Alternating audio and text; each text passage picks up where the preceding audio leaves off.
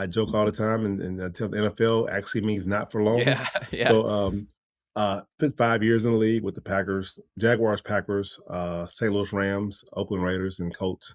I'm famous for, being able to sit by a water, cooler, without moving in the cold. So that's my claim to fame in Green Bay. It's not playing, right? But I quickly transitioned into business while I was playing. I committed the ultimate sin for professional athletes is you think about plan B while you're still in plan A. Ooh. And you're an athlete too, so you know this. You're not supposed to think about anything other than the sport. If you're not thinking about the sport, you're not focused. And someone asked me one day, they said, "When did you think about your plan B or your retirement out of NFL?" And I joke, but I'm serious. I'm like, after my first day of practice ever at the NFL.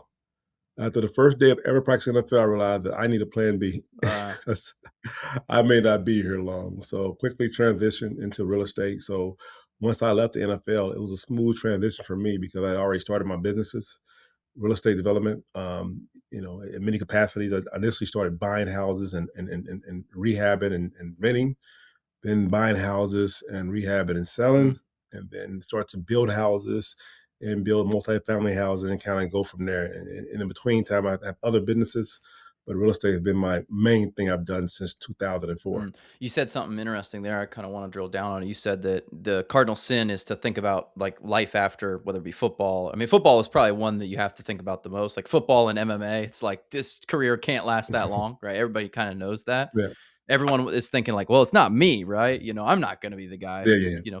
2 years, Yep, 5 years, yep, yep. whatever it is. Um, but like, how do you balance that mentally when you're like, statistically, I know that this is like a short run thing, so I kind of have to be thinking about the future. And a lot of pro athletes end up not being financially successful post sport. Like, so how did you think about balancing those things?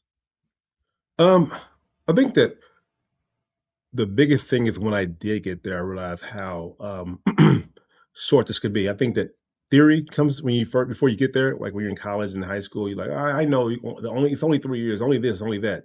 So the theory is kind of there, but then once you get there, realize it's like day to day. Mm, My first day of practice, 3 guys got cut, and those 3 guys did nothing glaringly wrong that we saw. hmm But it's like, well, it's not a good fit. So it was one of those things where I said to myself, I get it, but I can't risk the rest of my life not having anything going on because I put so much stock into this right here.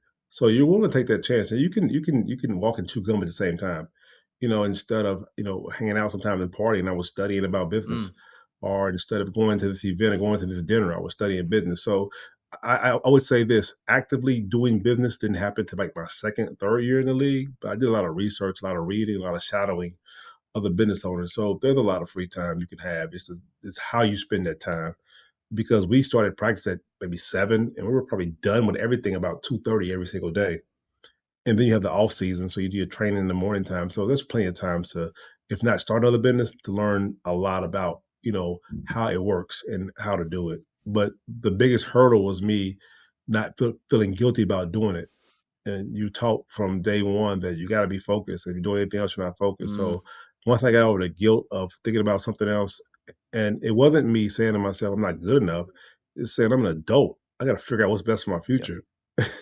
Yeah, I actually have heard that like there's this YouTuber I watch, he's a professional soccer player, and he's like one of the things you don't realize about professional sports is that like it's kind of boring. You have like a ton of free time. Like you said, if you're done at 2:30. And the NFL is probably different because you have so many meetings. Like when I was in college, I felt bad for my poor friends. I'm like, these guys aren't even getting on the field and they got meetings at 7 o'clock at night, like after class, after weightlifting, after running, after dinner. It's like they got to go back and watch film for Ferris State, and it's like you're not gonna like you're not gonna be playing so. But yeah, there's just a lot of downtime, and you can't just like go exert yourself because it's like no, I can't like overdo it. You know? Overdo it, yeah. You know your Yeah. limit of how much work you can do physically, so it's lots of mentally. But I will say this, be honest, as far as on the body and physically, college football was rougher than Really? NFL. Like you just said, oh my goodness, like I mean, the weight room in itself in college, I mean, you're lifting the ton of weight Hmm. because, but in NFL, they're trying to maintain what you've already done. Interesting, because you need to get up Um, to a certain level in college, whereas in the NFL, it's yes, like you're not here if you can't run and yeah, yeah, lift and do these things. you're trying to maintain, so you're not trying to bench 300 pounds. If you made it to the league benching 200, you're fine. But in college, if you bench 100, they want you to get to Yeah. 300.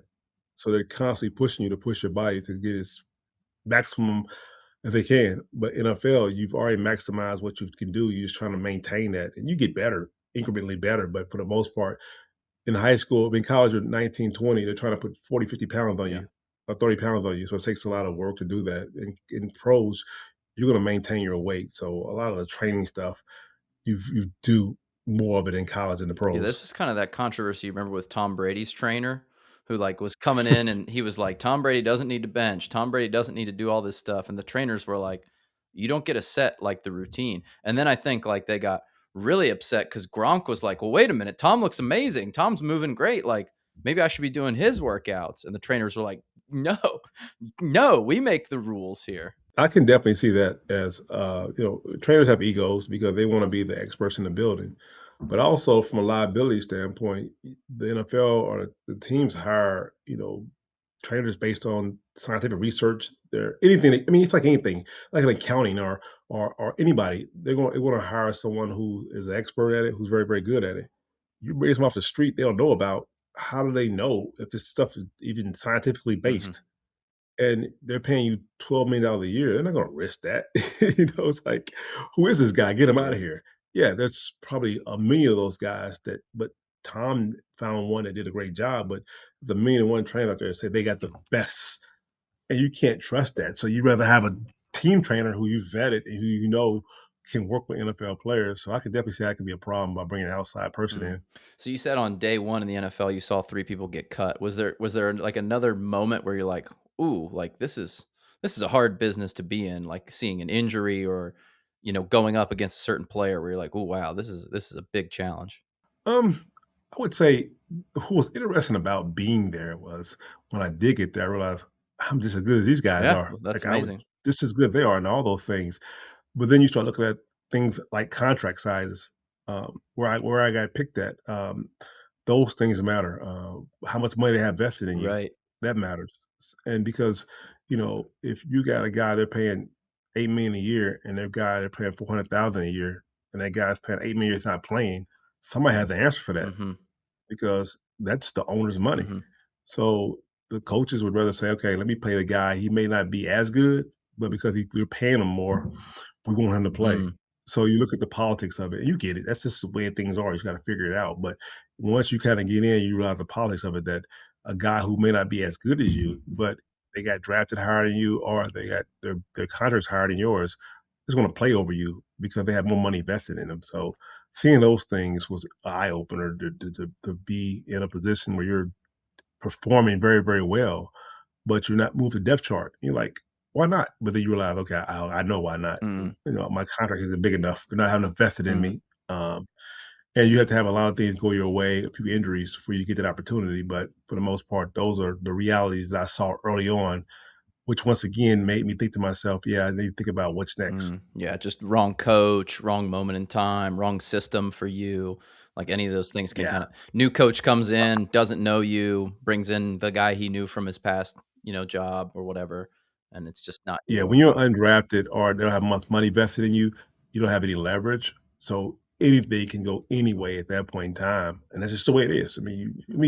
You like anything else in life, you see what it is, what the game is, and you figure it out, and you evolve from there. I couldn't sit and cry about it, so I just played hard and worked really hard, and I take those same transferable skills into business now. It's like, well, I can't control everything, but what I can control is how hard I work every single day, what I learn from it, what I do. So my advice was to block out a lot of the noise and just keep pushing forward. And I still do that to this day. I just block out a lot of the noise and stay focused on what I need to focus on. Yeah. I've always been like a slow developer, not because of my skill level, because of my Mm, confidence. Instead of standing in the front of the line going, I'm fifth, sixth in line, or the back of the line going, because it's like they want to, mess up. And that had to do with confidence. So go to high school, freshman year, I'm third string quarterback. By the end of the year, I'm starting quarterback. when did you transition to quarterback? Was that, like, Pop Warner kinda age? From eighth grade, I've been playing football, playing Yeah. quarterback. Yeah, playing quarterback. Yeah, yeah, yeah. Been playing quarterback. Pop Warner is pretty neat because, like I said, everyone plays every position. There's no pressure there. Everybody's having a good time. It's a little different now. How things are Mhm. now, it's more like a business almost in Pop Warner. But Little League football was so much fun. I still have friends to this day that I play Little League football with. It gave me a lot of foundation. We joke all the time about how much we used to run laps and these drills we would do. It was interesting because my brother asked me to help coach his son's fourth grade team, and I'm like setting up cones and doing drills. And he's like, "Well, you need to get some plays going." I'm saying, "Yeah, well, I'm gonna get some plays eventually once we get these cone drills." He's like, "No, we got a game next week, this Saturday." I'm like, "Oh shoot!" But when I played, we spent 2 weeks just doing drills, and we didn't play any Ho games. We did Like, how are the drills. kids, like, memorizing the plays? Like, are they memorizing it? Do they have, like, wristbands? Like, how's that work? Well, what I found out was in these leagues, you have these coaches that put their teams together before the season Yeah, starts. of It course, wasn't that of serious for course. me. And they would have drafts, but they knew how to draft the kids they wanted that already played. We started with a bunch of kids that had no idea what football even was. So we did basic plays, sweep right, sweep left, go right, go left, basic blocking, all these basics. So it was interesting. So that was a reality check to me how things have changed from Little League. From we did drills and learned how to do techniques and practice for 2 weeks before we even started practicing with our team and playing a Mhm. game. We really played a game after 5 days with the teams Yeah. now. So yeah, it's a little, a little different now than when I played. But I go to high school and my sophomore year, slow start again. All my friends go to varsity, and I play JV, which was fine. You figure things out. And by the fourth game of the year, they put me on varsity as a starting quarterback. I dominated JV football so much that but you ask again, why wasn't I dominant in the beginning? Mhm. Confidence. Once the game was played, I was ready to go. But in practice, I'm in the back of the line, hesitant. But once I put the helmet on and the whistle blew, it's like action. Just learning how to do that in the beginning and not waiting around. And these are all transferable skills. Just actually understanding how much things actually Mhm. cost and being able to scale it that way was how I was able to be successful in the beginning because I actually knew the business I was getting into versus just funding it and not actually know what I'm getting Mhm. into. How did you decide on real estate versus, the other investment vehicles that are out there, stock market or whatever it is?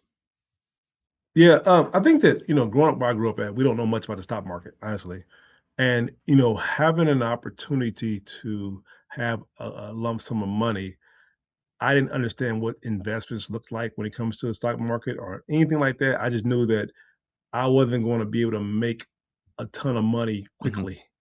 And you still can't make it in real estate like that. But now I understand investing, bro. It's long term. It's down the road why I invest. But at that particular time, I'm fresh in the NFL. I don't know how long I'm gonna be here.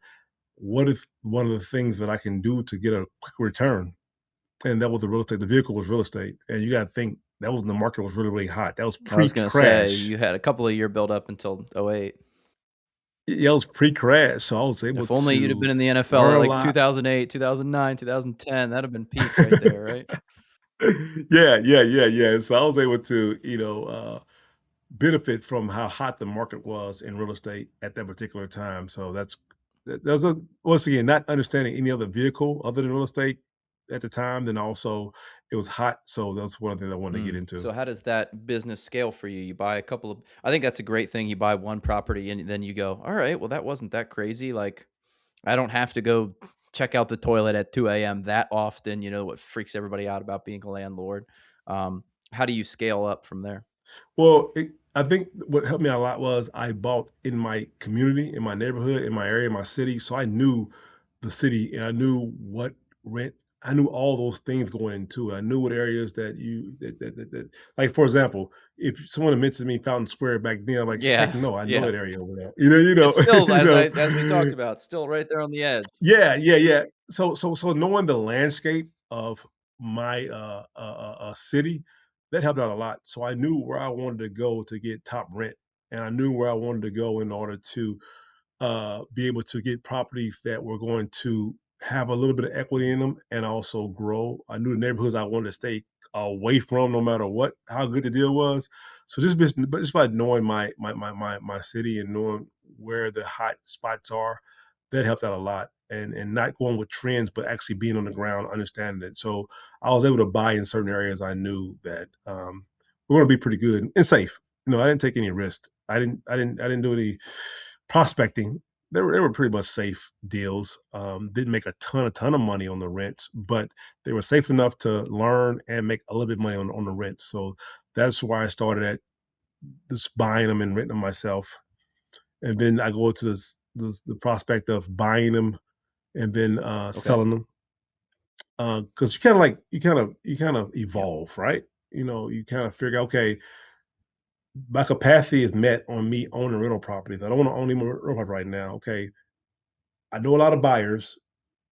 Let me start buying properties, fix them up, and selling them. So you got to get into that, and then you realize that now I can just build one from the ground up, Mm, and make even more money.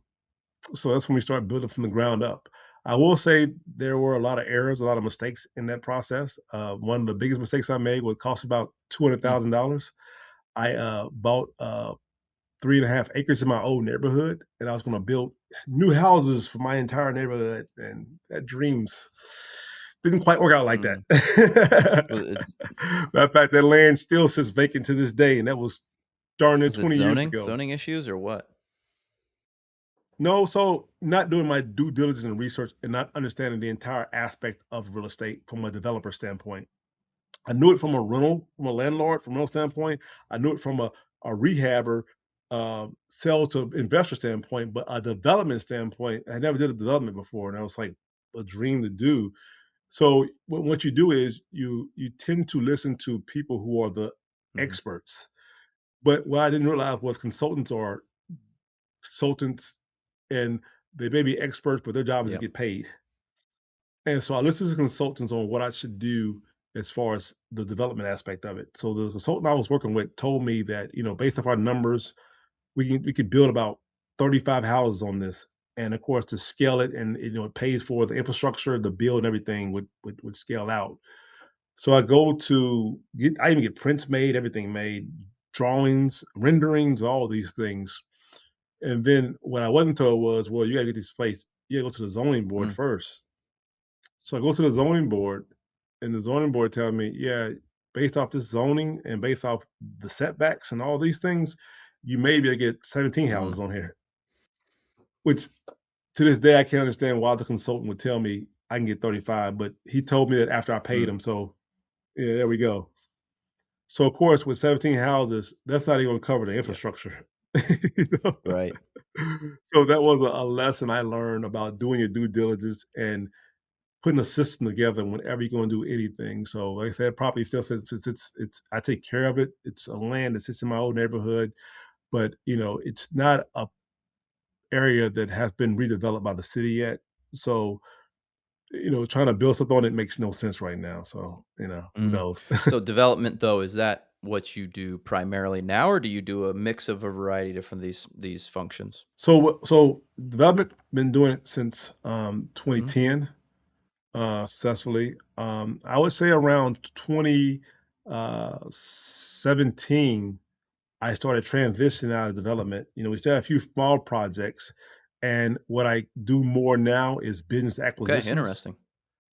Yeah, yeah, yeah, yeah. I buy small businesses from your baby boomers, things of that nature, people that are looking to retire. And how I got this concept is because I was doing development in smaller towns around Indiana, and I had a bunch of contractors wherever I went. There were a lot older guys, and they didn't have any plan about what was next. They were like, my kids are off at college and my kid doesn't want it.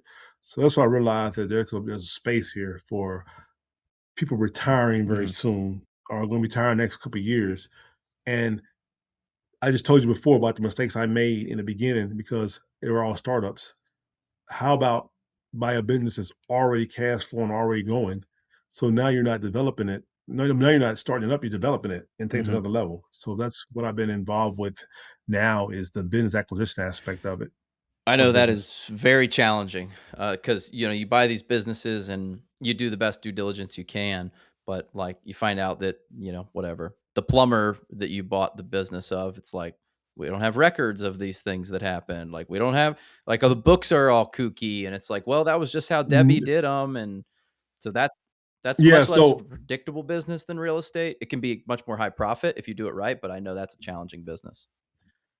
yeah, no, so I have a processing system. So we do our whole we look at 3 years the tax returns, 4 tax return. We comb everything through it because like you said, I don't want to get in a situation where it's not if they didn't keep their books right, that's not a Mhm. business for me. So in order for me to buy a business, I have to look at I mean, I do my due diligence and then I work with the SBA to get a Yep. small business loan. So therefore, they're going to do due diligence Yeah. also. They're going to make sure the deal's true too. So yeah, if those things don't check that box, then no. But then also we have strategies of I don't personally buy any business that's heavy in Okay. trades where you need a trades person to I was run gonna it for ask you. what So for example, industries I'd you never like. buy yeah, I would never buy a HVAC company or a plumbing company because you need a master electrician, you need a master plumber at some capacity.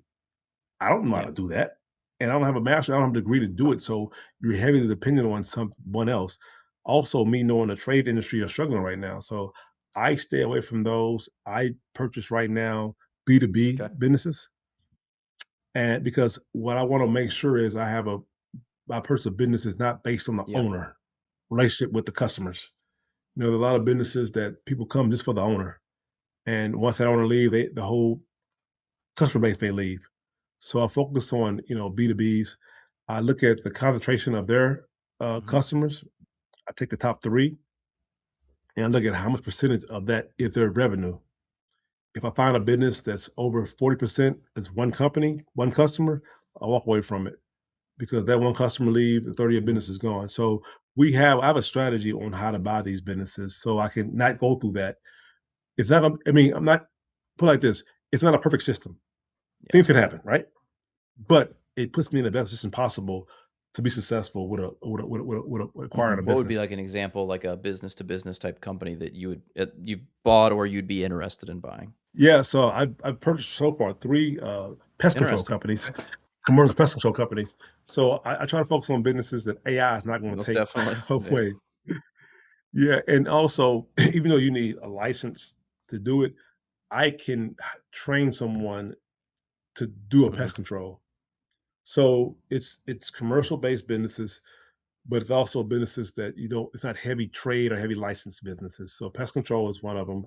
Another one is a dumpster roll off Yep. company that I purchased, and then right now I'm looking at a paving company. So I kind of stay within the same wheel well, but pest control is the main one I want to take off on. And what I do is I stay at a certain threshold as far as the business worth because I can't compete with a big holding company. So I go after the ones they're not going to touch and but I also go after the one that's too high for the brokers to deal with. So I have a system in place, and that's kind of how I'm able to acquire businesses. But like pest control has been a really good one. Um, Another one I've been hearing about is like hood cleaning Mm. businesses. Restaurant hood cleaning Mm. businesses. Okay. Those things have to be done. So those are the things I focus on the businesses that no one's Yeah. thinking about. No one's ever knew. I've turned down a few because when you talk to some of these sellers, potential sellers, they over evaluate their companies. And they think they're worth. I get it. I own my own company too. So I just went this route because I've been in the startup long enough, and I want to make sure if I go into an industry that I can develop it and take it to another level versus starting from the So what ground would up. be the end goal of, let's say, like the pest control businesses? Are you attempting for them to just keep cash flowing? Would you combine and roll up? Would you sell off to private equity some point in the future? What's your thoughts on that?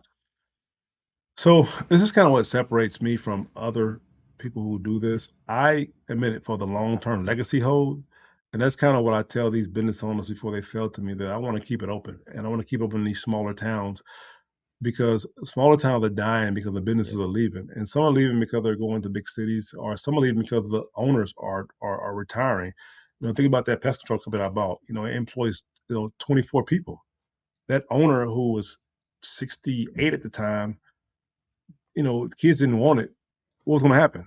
That's 24 people are going to lose Yeah. their job. So when I about to talk to someone, I want to keep it open. So I have no long term goals to roll up to sell to a equity firm. It's the long term hold as long as I can, as long as it Mhm. makes sense.